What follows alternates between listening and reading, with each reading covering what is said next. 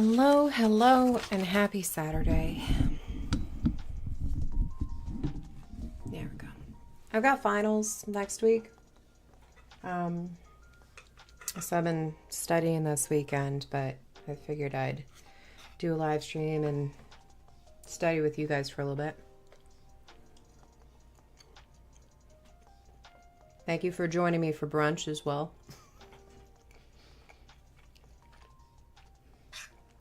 Cheesy rice.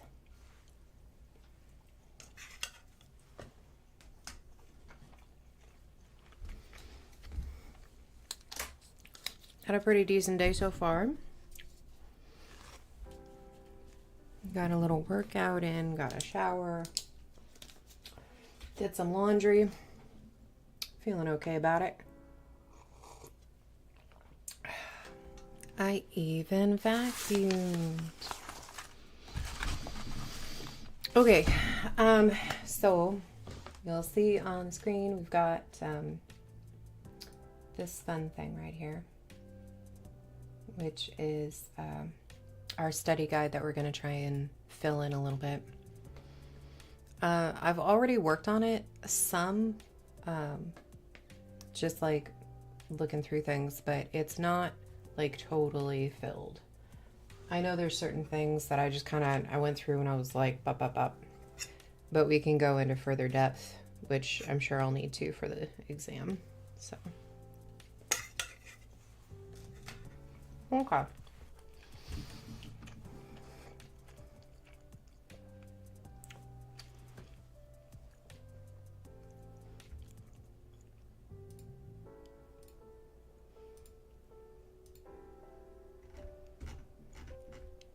Okay, let's see if I can find the lesson for diastole here.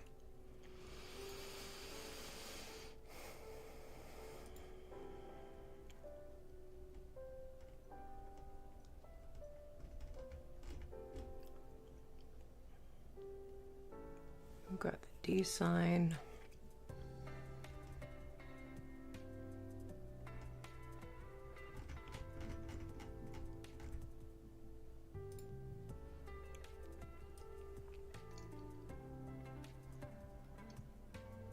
Okay, let's see here.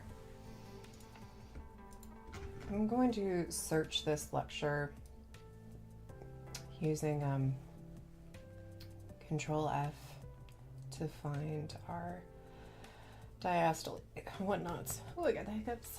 Sorry.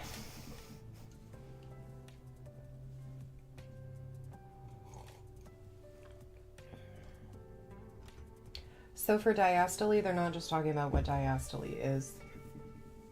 It's very likely that that subject is about everything that happens during diastole, which involves the tricuspid and mitral valves. And also the aortic root.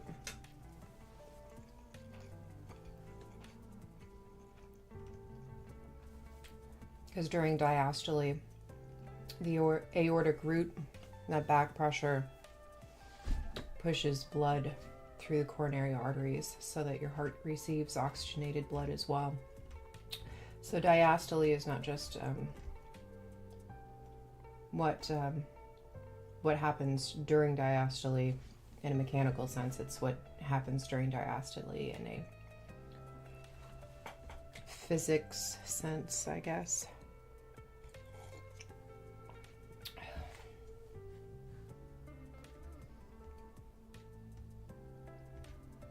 All right, let's see if we can find this.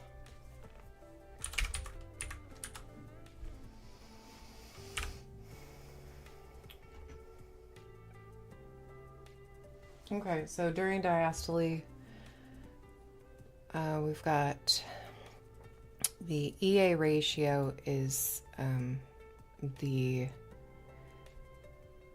early filling and the atrial kick, and how much of a difference there is there.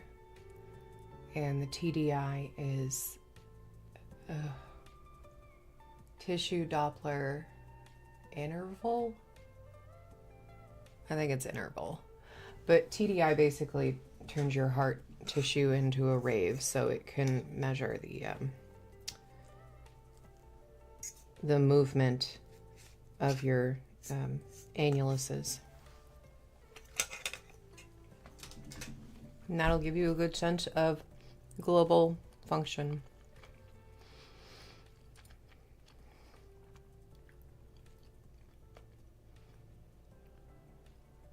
All right, well, I guess we'll just do that for now. We've got end diastolic velocity and pressure halftime for our semilunar valve measurements for regurgitation or insufficiency, whatever.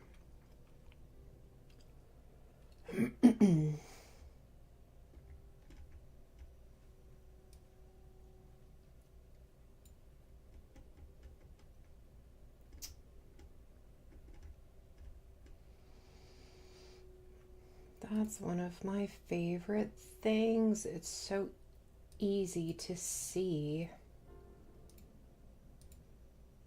Let's see if I can copy this for you guys, because I feel like this would be a cool thing to see. There we go.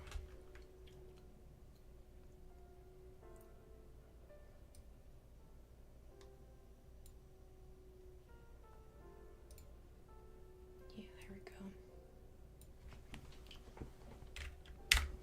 I'll show you a picture of this. I don't know. I mean, I guess if you're watching this, then, you know, it's something that is interesting for you, but, you know. Let's see. Media file.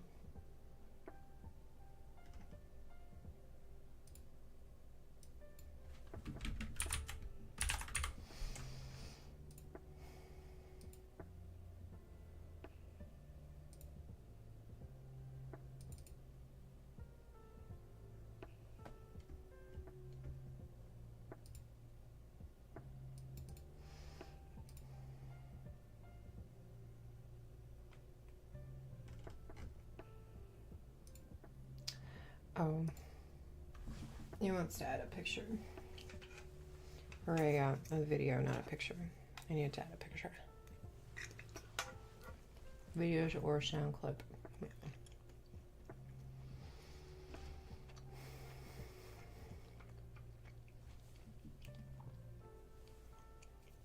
There we go. That's what I wanted. Waves.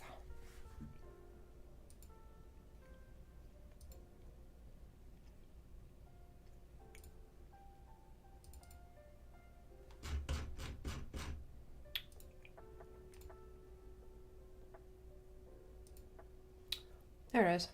Okay, so this right here,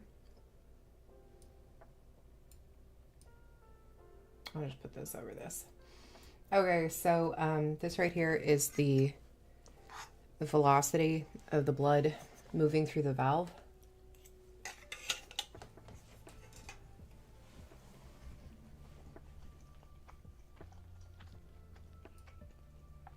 And the reason that this is important is because this is how we see if you have stenosis or regurgitation, which means your valve's not doing its job right, which means your heart's not able to pump right, which means your life, if that continues, will probably be shorter and not as high quality as it could be. So if it gets bad enough, you want to fix it. So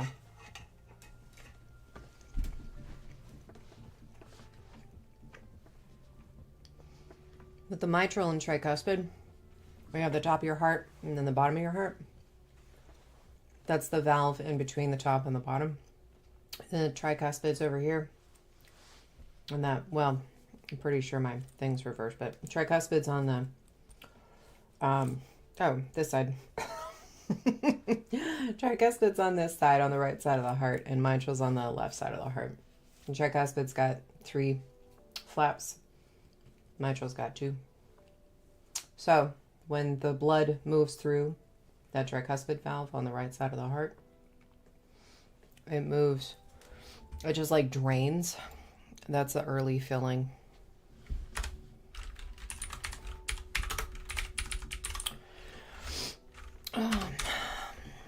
That's the early filling, and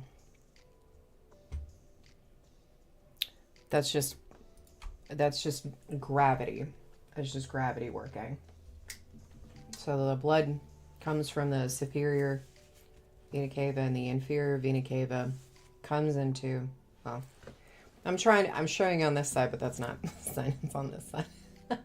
Inferior and superior vena cava drains into the right atrium, and then it just like drains into that ventricle.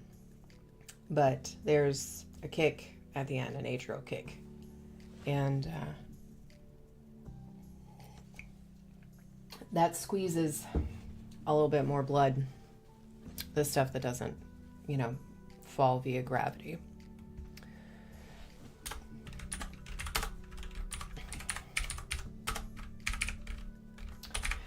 Now, if your valve is too narrow, you have stenosis, which is this right up here.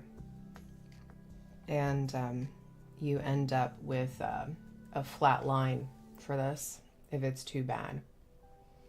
So you've got your E and your A, the early and your atrial kick. So this is what it should look like, basically.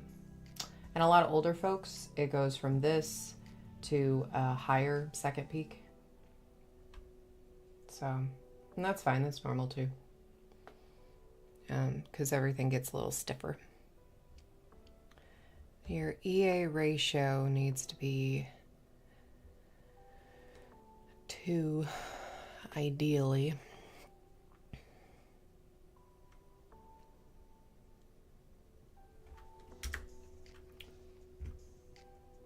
I'm gonna, I guess, put this over here. I'm gonna leave it on the screen for if anybody wants to look at it while I'm doing this, but I'm gonna make it a little smaller. There you go. I'm gonna fiddle with this.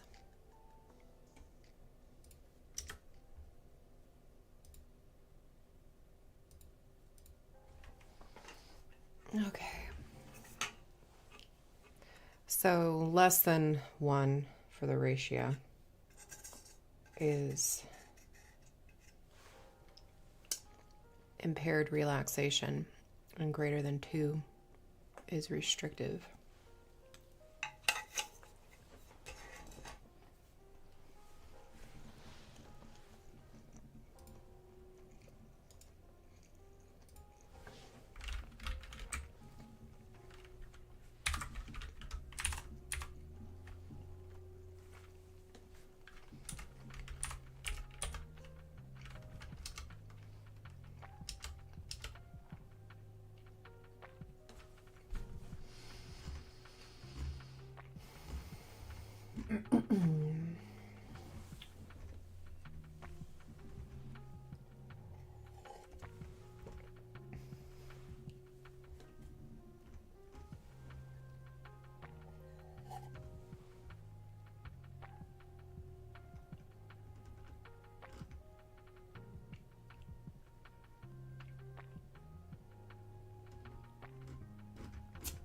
I wonder if this stuff is covered in the second lecture.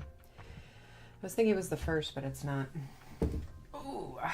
But we do have pulmonic stenosis severity scale here, which is something that we are going to need to deal with later. Okay, so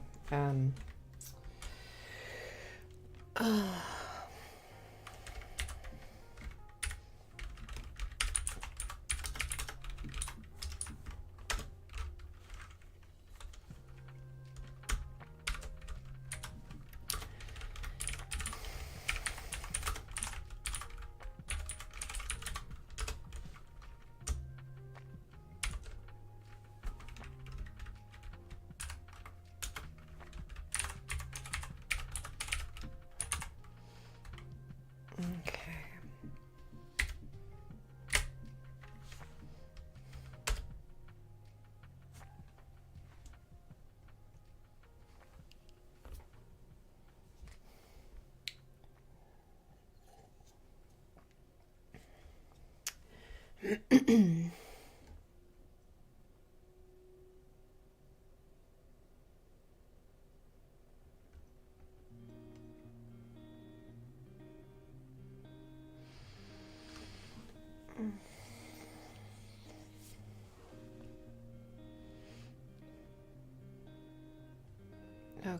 so TDI, we've got myocardial velocities at the annulus.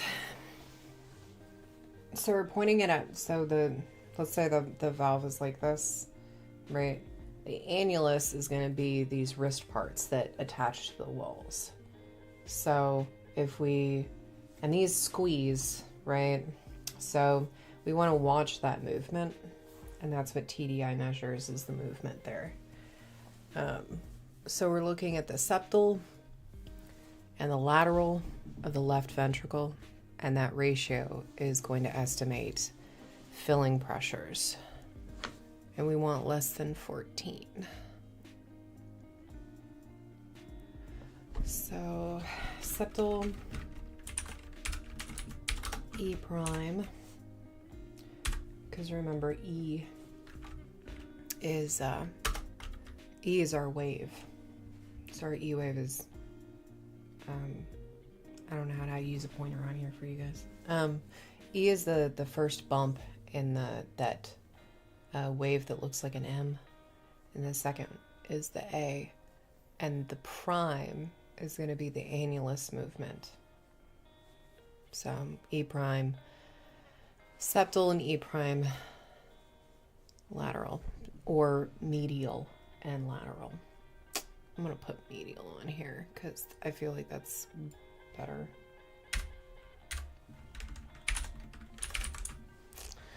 Okay, E prime, and it's going to be less than 7. Greater than 7? Greater than 7. So we got medial and lateral, which is going to be greater than 10.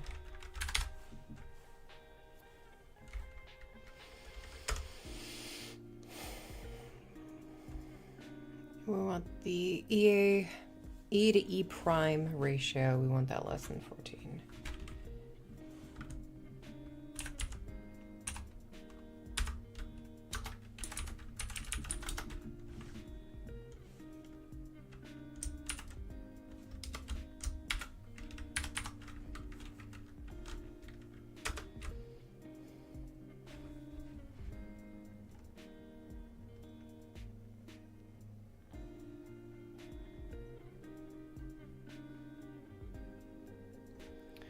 Oh, I guess I'll leave this down here for you guys so you can see it. Measurements and their concepts, normal values, plaques, walls, chambers.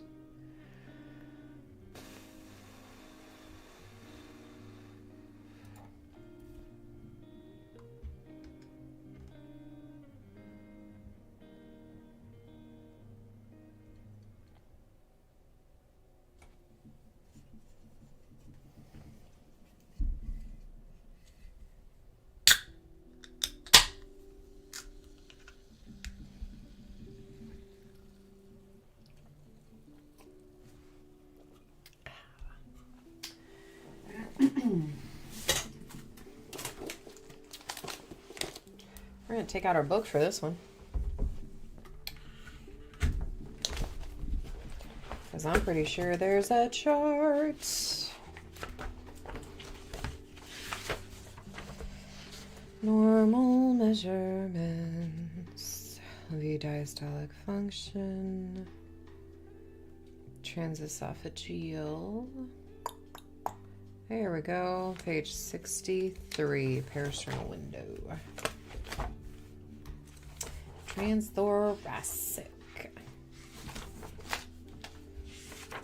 Okay, there's relax. Do you have a table? I bet you do. At the end of the chapter. Biplane method.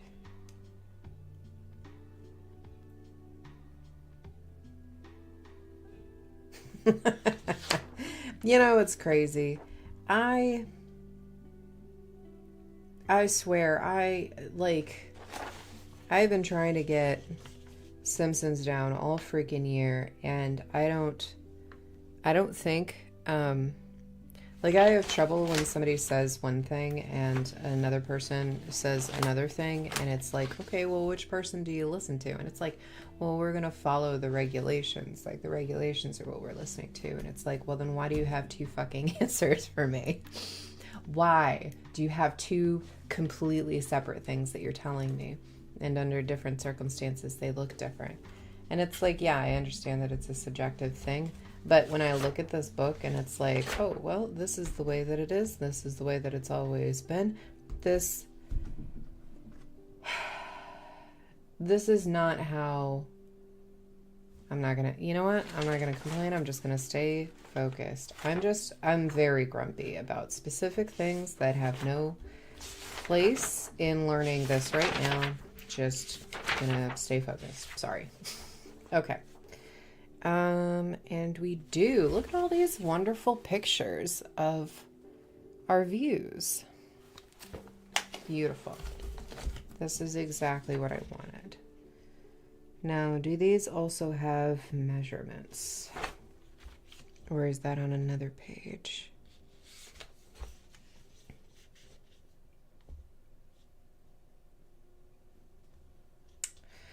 It looks like it does, but it's not the format that I wanted. That's fine though, I guess.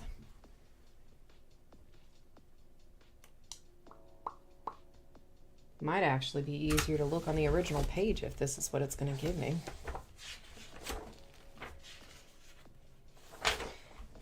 There's our Tapsy.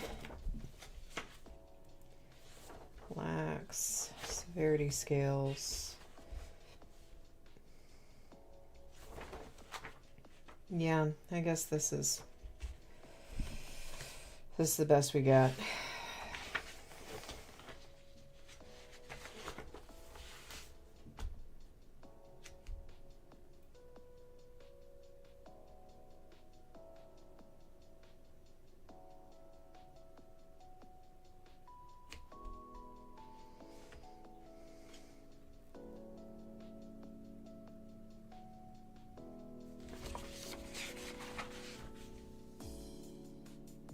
It's so annoying. Why are there no tables? I'm sure that somebody gave us a table for this. I'm sure that exists.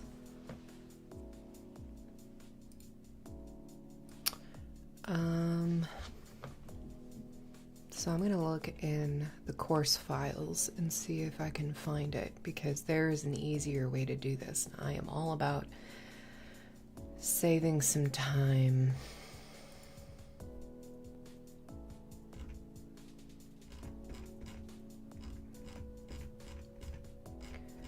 Okay, here are the ASE official documents on how to measure these. I'm hoping it's in here.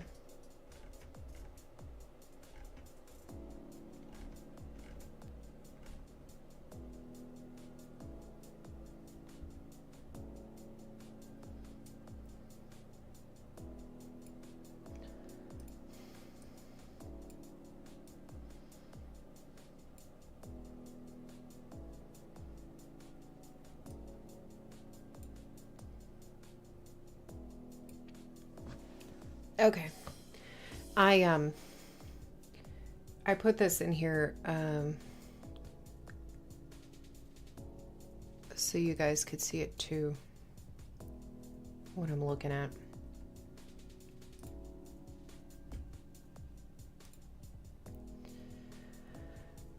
Oh, can I make this go away? There we go.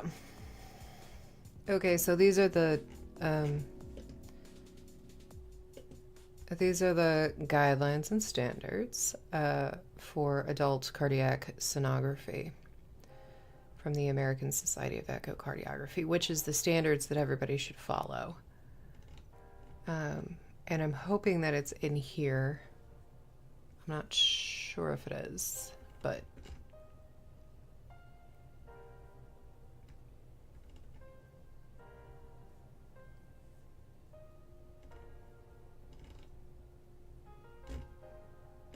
I think my attempt to find a better way to do this is taking more time than it would to just do it the long way. Lame.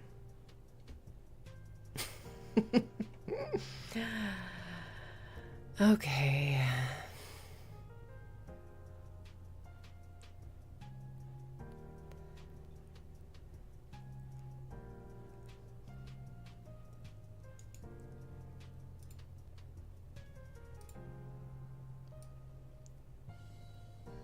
Okay.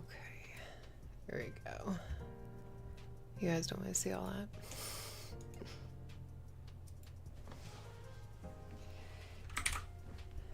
Let's see.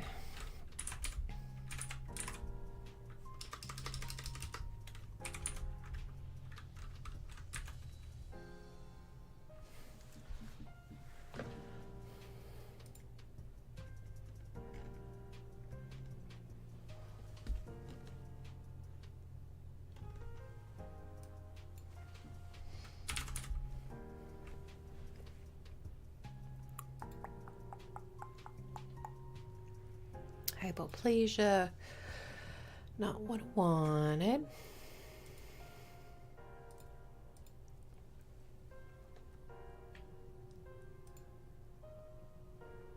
Side-by-side plaques, no.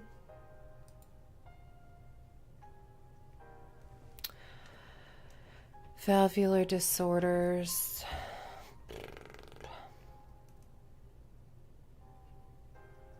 You know what's funny about this? I can't see any of this question anywhere in the lectures for this quarter.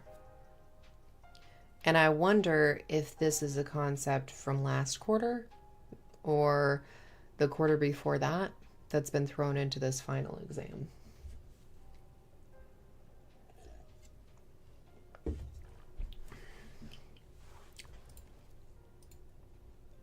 Amazing. Okay, so we've got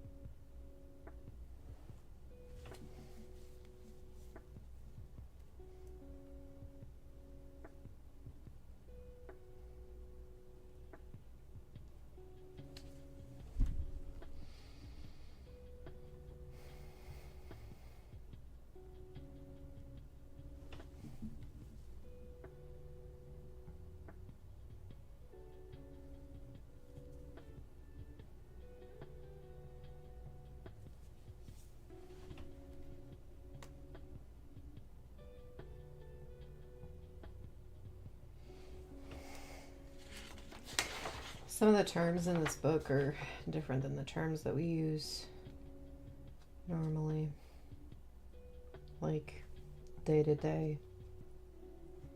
Not many, but some of them. A posterior wall, but PWT. I feel like that's what they meant, though.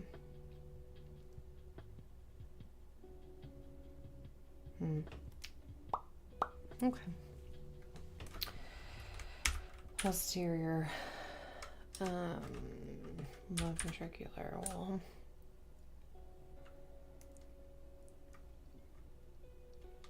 Or LVPW.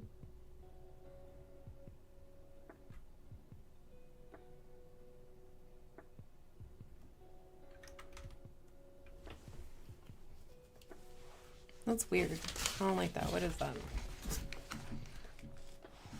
LVPW. That's Okay. That's better. Okay, we got that and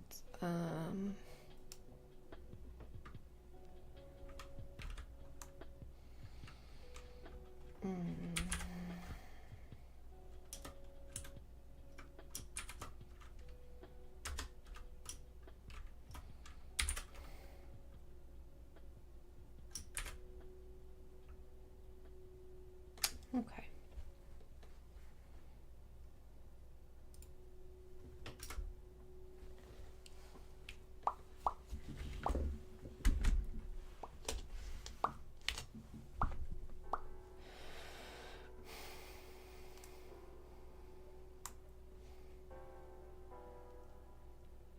That's just for plaques. Nothing else. That's cool, I guess. Okay, so our IVS is going to be 6 to 10 millimeters.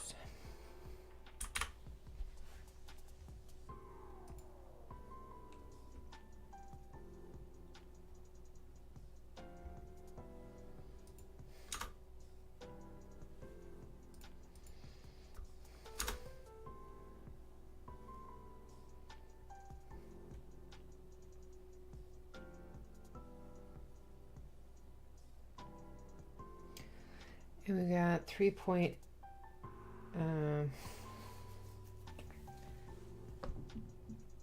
to 58 millimeters on this.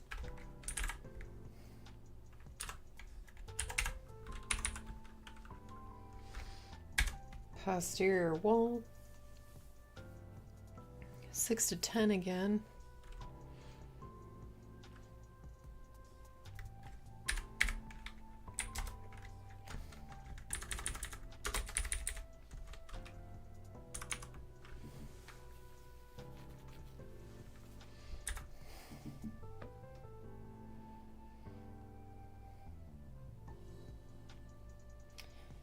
(22 to 40).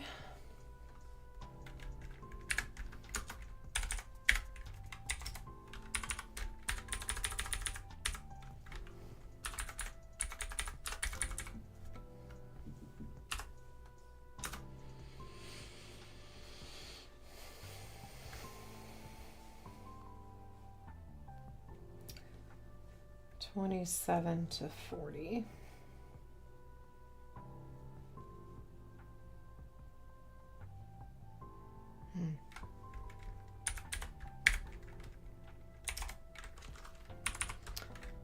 And we've also got our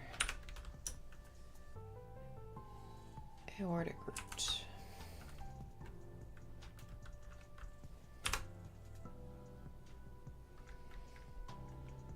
I wonder if we've got our LVOT. Yeah, we've got our LVOT on here too.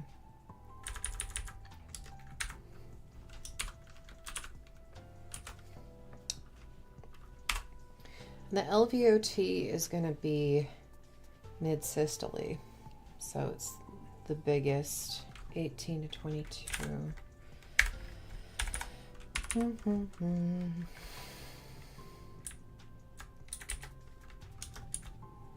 And our aortic root's going to be during diastole, when that's the biggest.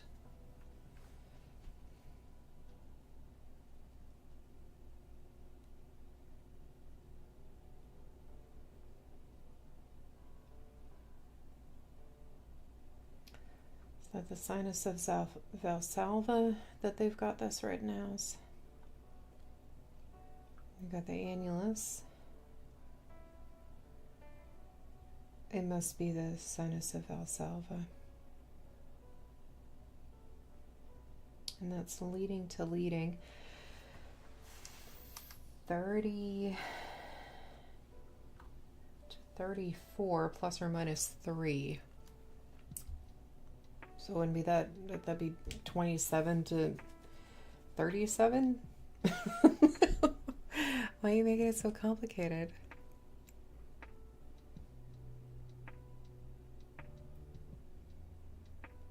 Sinotubular junction.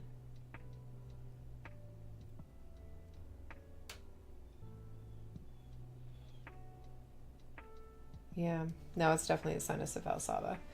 Okay, so 27 to 37. That's what we'll do for that. Okay.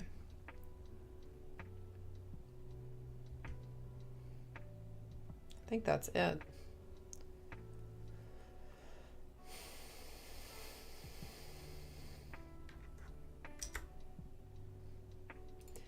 Pressure gradients across valves. If you're still with me, thanks for hanging out.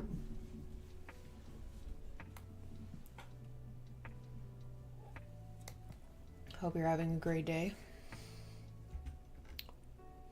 I said I was going to do this for at least, like I was going to limit myself at 3.5 hours, but it's been 40 minutes and I'm on 1, 2, 3, 4. I'm on number 5 of how many pages?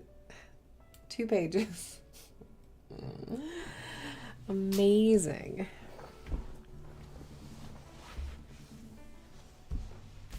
I think I left my phone in the kitchen. That's fine. That's what watches are for, right? Oh, that's nice. The class group chat is posting reminders about the study material. That's nice. I'm not the only one who's studying right now. It's nice.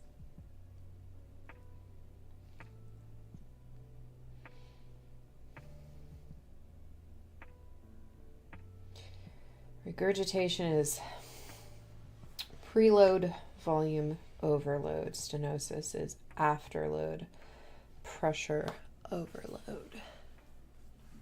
Thanks, babe. Very important information. That sounds like it's from a past quiz that she is studying.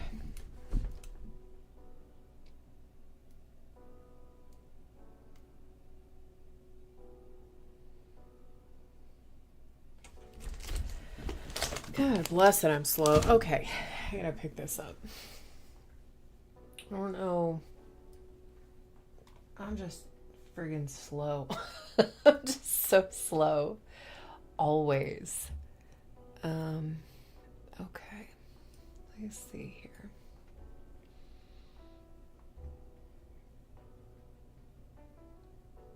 I'm gonna need that eventually.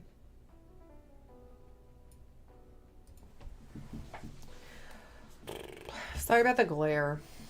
I had the glare-free glasses and they were great, but when I got the new ones, they didn't include the anti-glare stuff on there.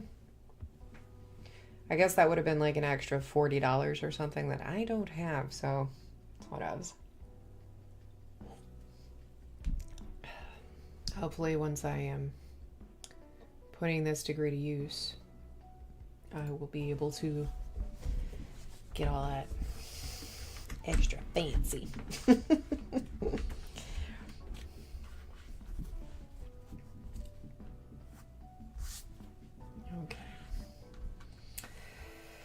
Pressure gradient across the valves. So we are talking about the Bernoulli equation.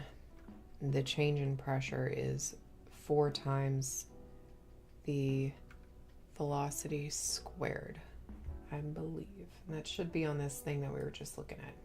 Yeah, pressure gradient. PG equals 4V squared. All right, cool.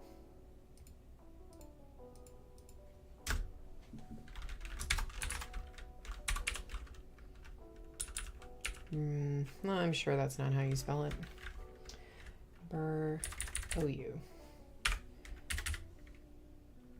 Bernoulli.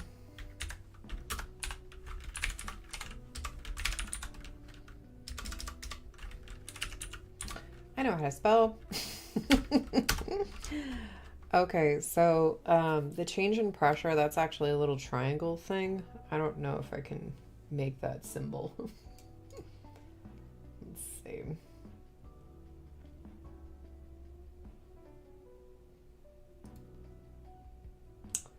Let's see. triangle.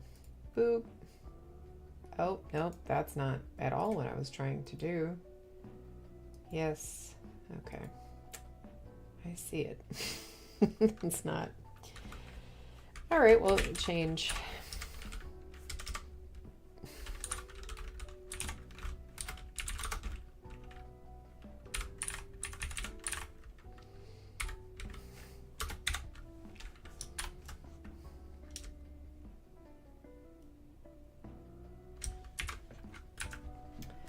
Okay, cool. Our mitral inflow, pressure gradient across the valve.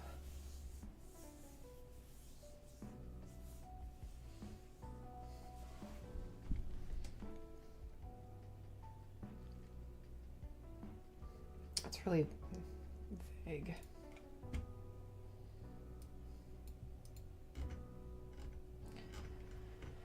Pulmonic.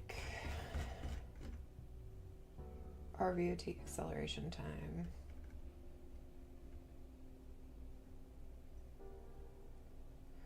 Normal is 120 to 140. Borderline pulmonary hypertension is 100. And that's from the beginning of the jet to the middle of the peak. Less than 80, likely pulmonary hypertension, and less than 60 is severe hypertension, pulmonary hypertension specifically.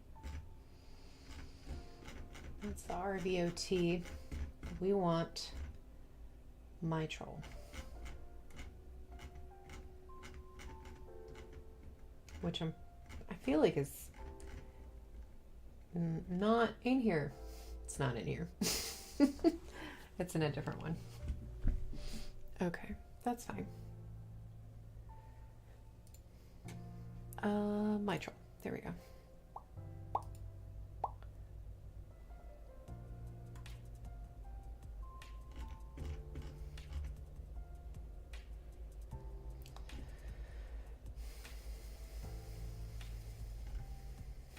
The mitral was the last lesson before the first exam.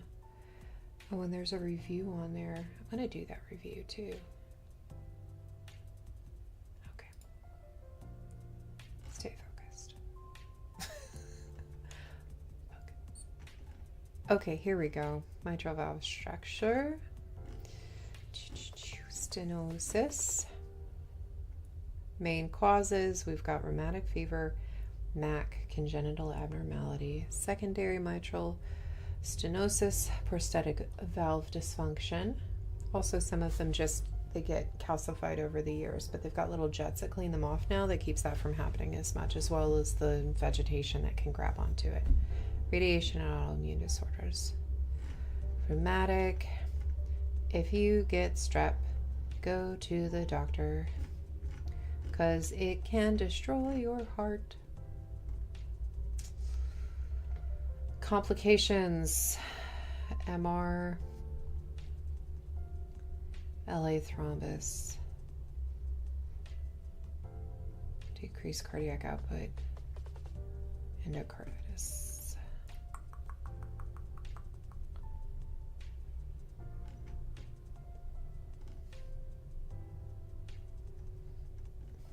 We were looking for pressure gradients. This is all valves and whatnot, which is great, but on echo, this might be it. Anterior mitral valve. Leaflet doming in mitral stenosis gives you a hockey stick appearance. Thickening.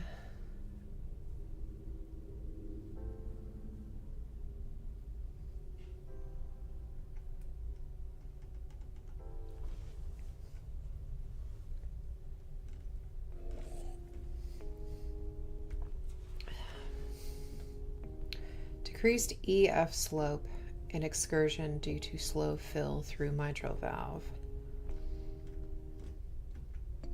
Decreased or absent A wave.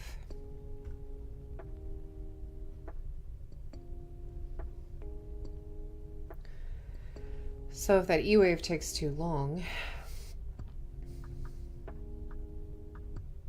okay, it's because they aren't able to move that way too.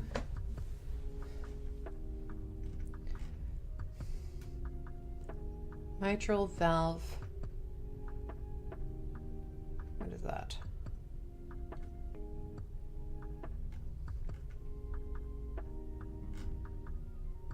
MVA. Is that just the measurement of the A wave that they're throwing in there? I feel like it is. Okay, so the continuity equation can be used for the mitral valve A wave? Why is it phrased like that? Okay, so mitral stenosis on the Doppler is increased E peak velocity, a flattened EF slope, or a reduced or absent A wave.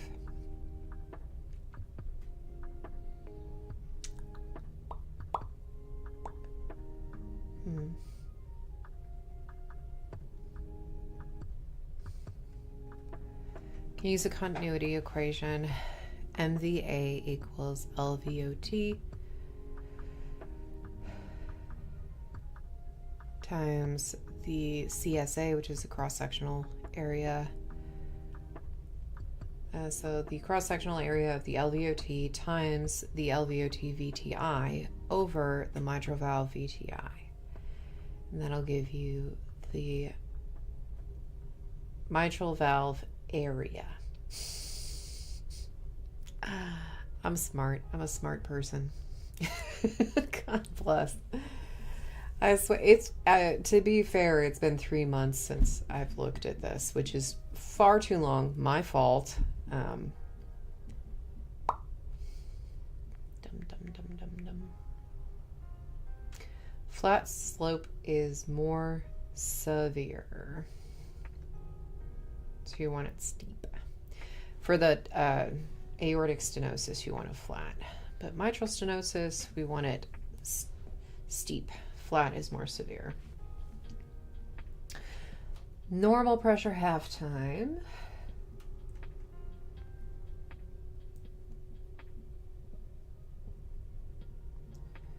It's 30 to 60 milliseconds. Severe stenosis is greater than 20 milliseconds.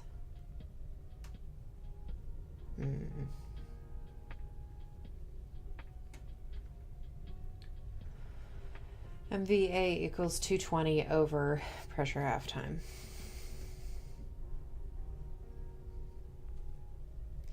MVA equals 220 over pressure half time. MVA equals 220 over pressure half time. MVA equals 220 over pressure half time. MVA equals 220 over pressure half time.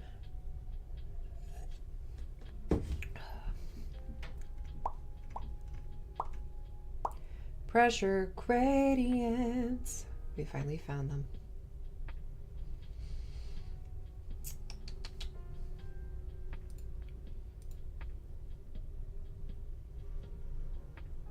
Okay. But this is specifically for stenosis. I guess regurgitation is going to be further. Yes, MR is next. But for now, we've got R.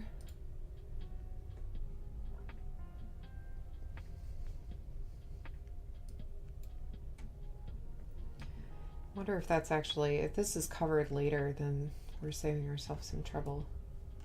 Look at that, look at that. We only got so little to go. This is fine. Okay, so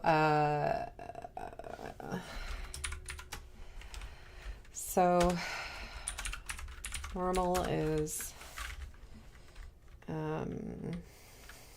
pressure half time 30 to 60 milliseconds.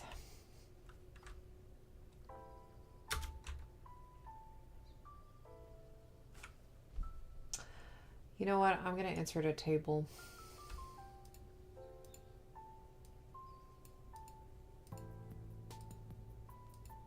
Because it's going to be very difficult without doing that.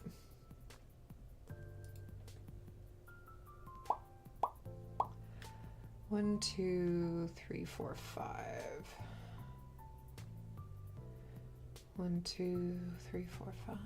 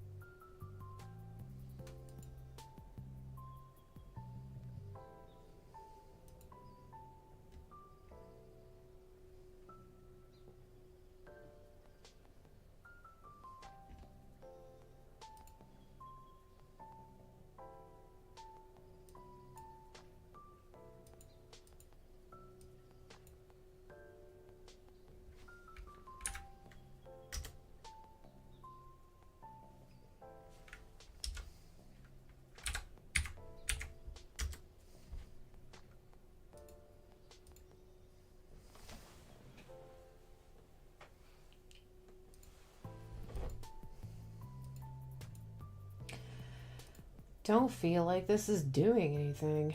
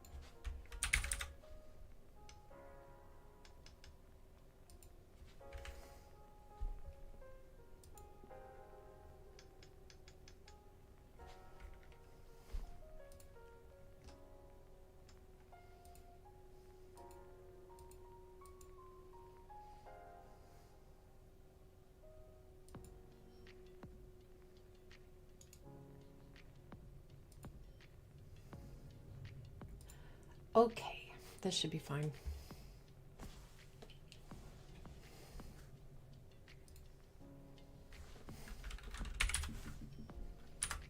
The area.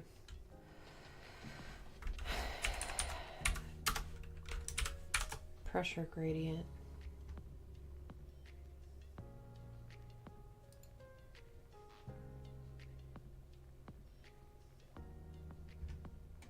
And we'll just delete this last row. Column.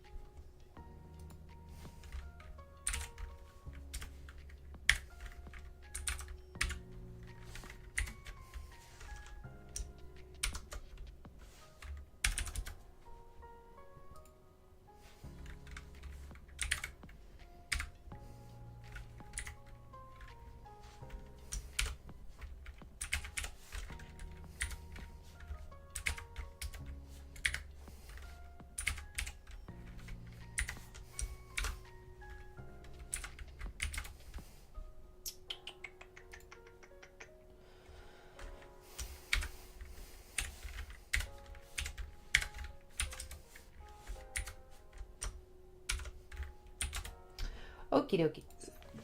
So for stenosis, for the mitral valve inflow, which this actually is going to be, if I remember correctly, down here somewhere. Oh, see, Bernoulli's equation is down here too. I feel like maybe there's some repeats in here, which is fine. Pressures, velocities, and stenotic areas. Measurements. Yeah. Measurements. So this is fine. This is fine. Getting it out of the way. Okay, so our severity scale for mitral valve stenosis.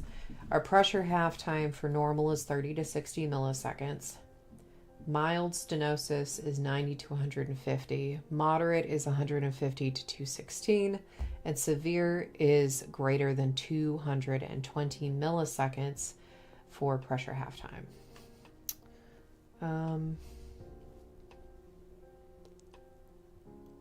Okay. Right, so our area for stenosis, for mitral valve stenosis, 4 to 6 is good. Mild stenosis is greater than 1.5. Moderate is 1 to 1.5, and severe is less than 1. And that's pretty standard across the board for stenosis of the valves. Is less than 1 is severe stenosis. Pressure gradient less than 5. And what is that? mmHg.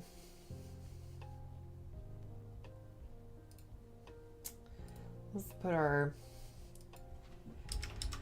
measurement stuff up here. Milliseconds.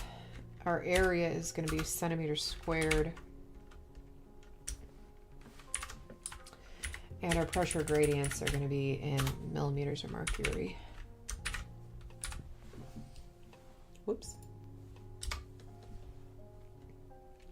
Okay, so for severe stenosis, greater than 220 pressure half time, less than 1 for our area, and greater than 10 for our pressure gradient.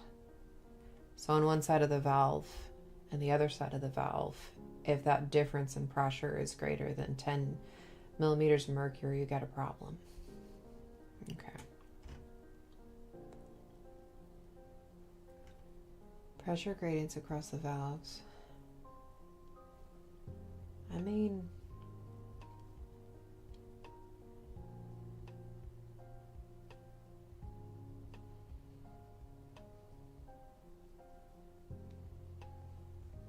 the mitral inflow is like, do they want to know the structures or where it's coming from? All right, what else?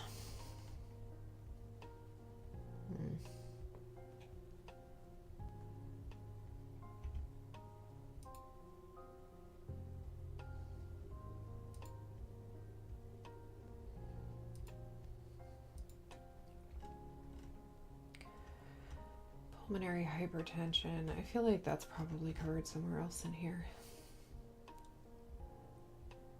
Yeah, that's under measurements too. Valves, regurgitation versus stenosis. That's so freaking vague. Know what the valves are. Okay. Like,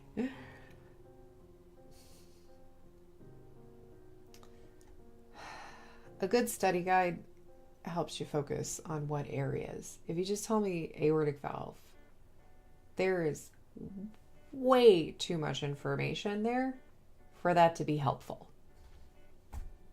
It's like, okay, cool, we're in the heart. I don't know, man. I don't know what to say about that. It reminds me of when I was a kid, and my mother would tell me to do something, but she wouldn't be specific. I know this is kind of a me problem, just because that tism or whatever. But she'd tell me to do a thing, but she wouldn't specifically tell me what to do. And it's like, there could be so many answers. I have no idea how to do what you want me to do right now. She'd just be like, just do it. Okay. And then I'd do it wrong. But I wouldn't do it wrong.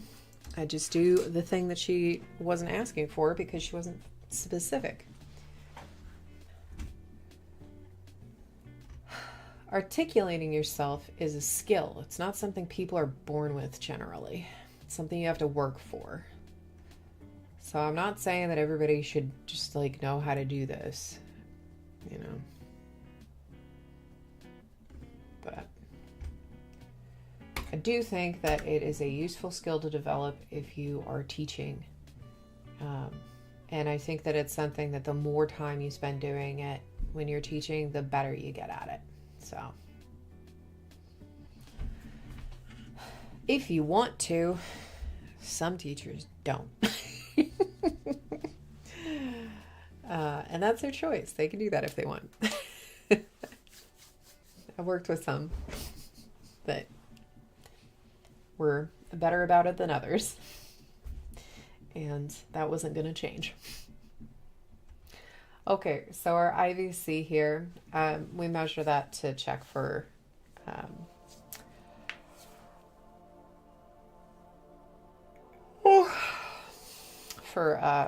various pressures. So our dilated pulmonary artery can sometimes mean that there's stenosis. There's like a backup. It's not getting through as easily. So dilated IVC in hepatic vein is going to be greater than 2.1. Normal IVC is going to be 1.2 to 2.1, and normal hepatic vein is 0.5 to 1.1. And you should have greater than 50% collapse.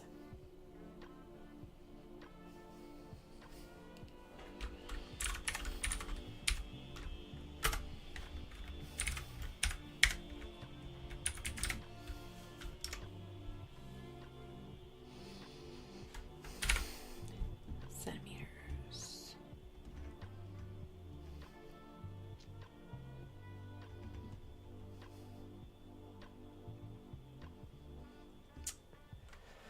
Classify the mitral stenosis severity. If the mitral valve area is 1.3, that's already bad.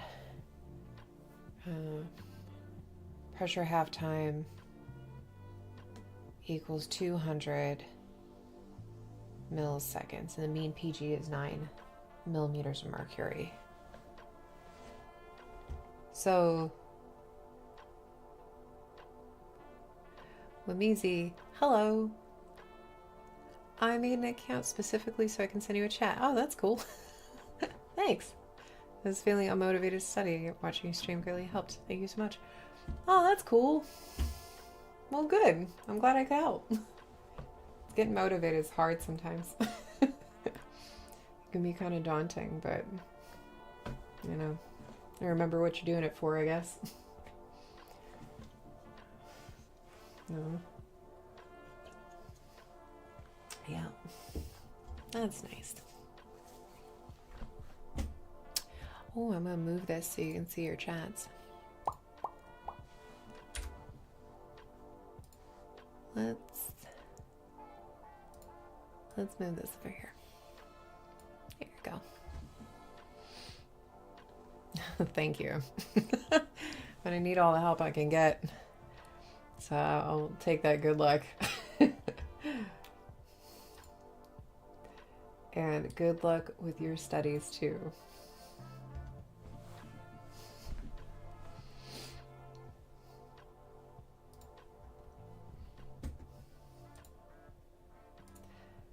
Okay. All right, so 1.3 centimeters squared.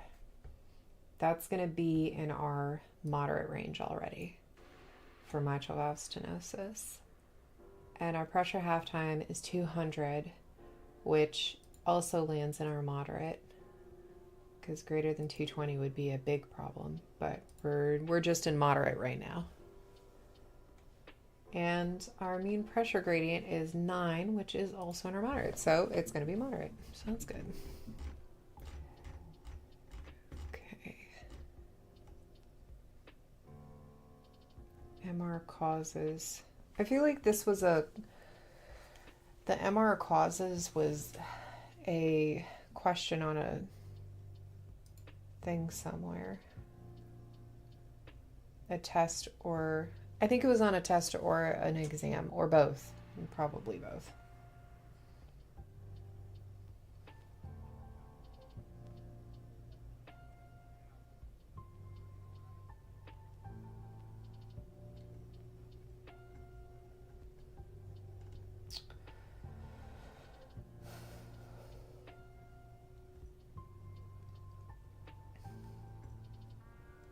The mitral inflow right there, they must be these two right here. I bet the answer that they want for these is what is pressure gradient and what are the waveforms for mitral inflow. I think that's what she's asking for. And I say that because I'm pretty sure those were questions on past exams that I'm remembering. Those were open-ended questions too. God. Okay. I'm going to put this back over here. We'll put it behind the facts. There we go.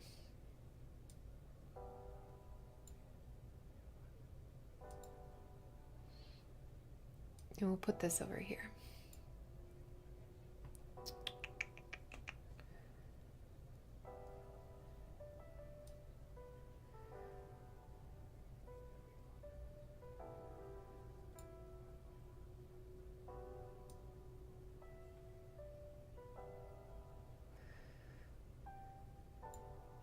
Okay, that should be fine. And I'll make you a little bigger. Okay. Okay. Yeah, because getting into valves, it looks like that's what she's wanting. So I'm going to see if I can move this whole thing.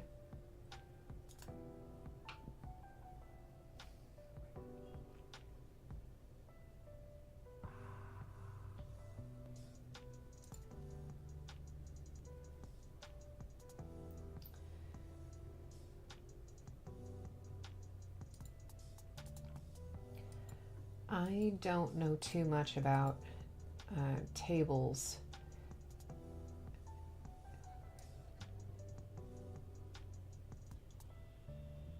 And, oh, maybe this.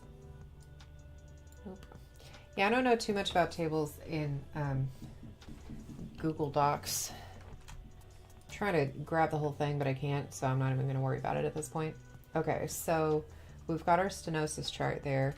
Our causes are RHD, annulus dilation, MAC, flail, prolapse, stenotic leaflets, chordae tendineae that are elongated or ruptured, papillary muscle fibrosis, calcification, ischemia or rupture, endocarditis, prostatic valve dysfunction, congenital anomalies, cleft, MV, or other. I'm going to go back through the quizzes and see if I can find the answers that she wanted specifically for these, because I feel like those are going to be difficult for me to get what she wants with that. So I'll have to go back and see if I've got the answers to that somewhere. Frank Starling, greater the preload, the greater the force of contraction. Regurgitation versus stenosis. Okay, here we go.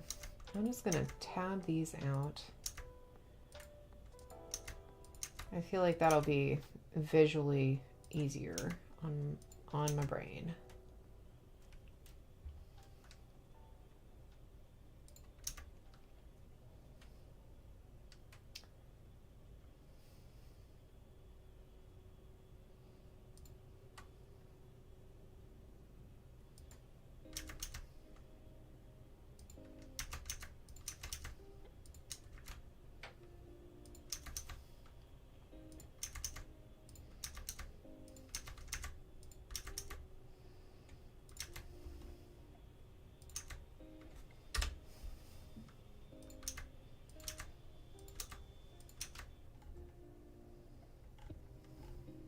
Okay. That's fine.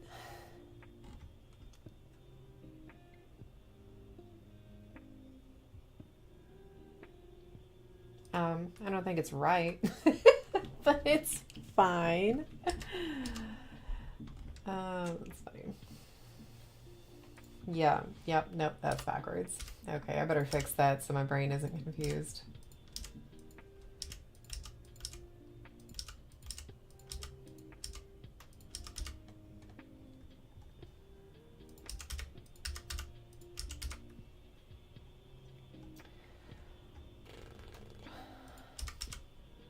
Oops. Okie dokie. I know I've got the original document around here somewhere if I need it, but... Okay, so we've got our IVC measurement, regurgitation versus stenosis, severity scales, which we've got our stenosis for the mitral up here already, and our measurements. Wouldn't the measurements be... Oh, she's asking what measurements we need in order to have diagnostic information about stenosis. We don't diagnose, but the information that we gather is used for diagnoses, so it's diagnostic information. Gotta be careful with that though, because we're not allowed to diagnose. That's bad. That's bad. We don't have that kind of insurance coverage. Okay, so severity scales, we've already got the stenosis. Where's our MR? I'm sure that's on this lecture slide too. Oh, that's so interesting. What's the mitral valve repair in which a clip is placed to prevent leakage? That's a mitral clip.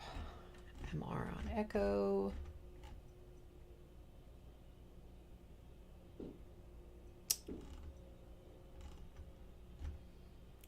All right, eyeballing gradient. Okay, mild is 1, moderate is 2, moderate to severe is 3, severe is 4. And here's our actual scale.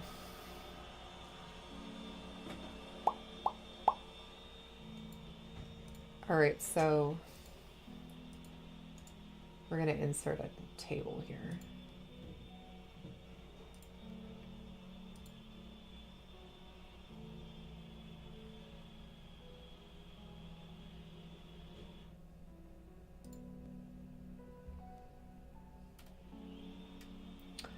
Oh, how annoying. Let me see if I can...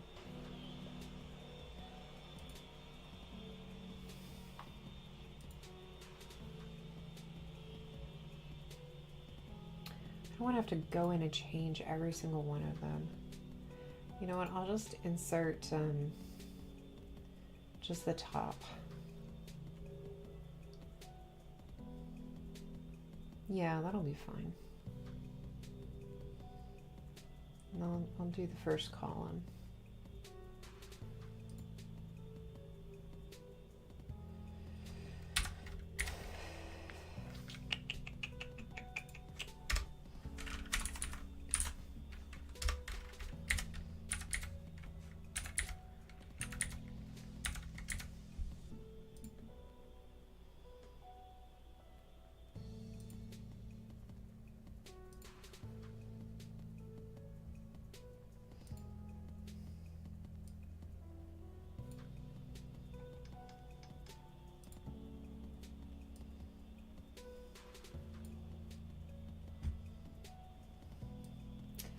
All right, we're just going to freehand then, I guess.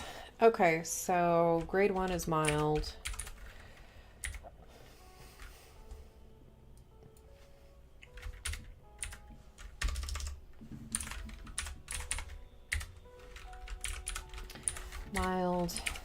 Mild to moderate, moderate to severe.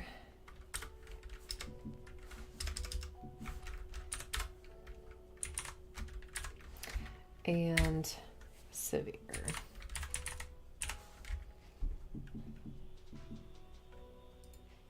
Yeah, good. It's the same size. Flow is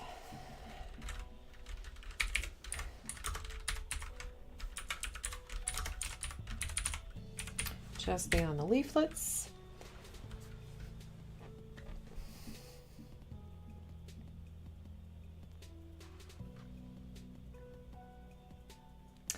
Mild to moderate doesn't have a thing. It's still under 1.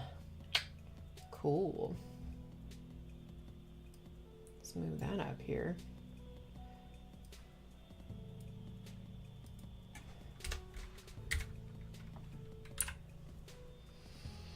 The app you're using for your notes. I understand. I'm literally just using Google Docs. That way I have access to it if I'm on my laptop in class or if I'm at home on the desktop or on my phone. I can, like, that's the main thing that is valuable to me, is being able to grab my notes no matter where I'm at. And it's free. You can make it as complicated or as simple as you want to, so it's pretty nice.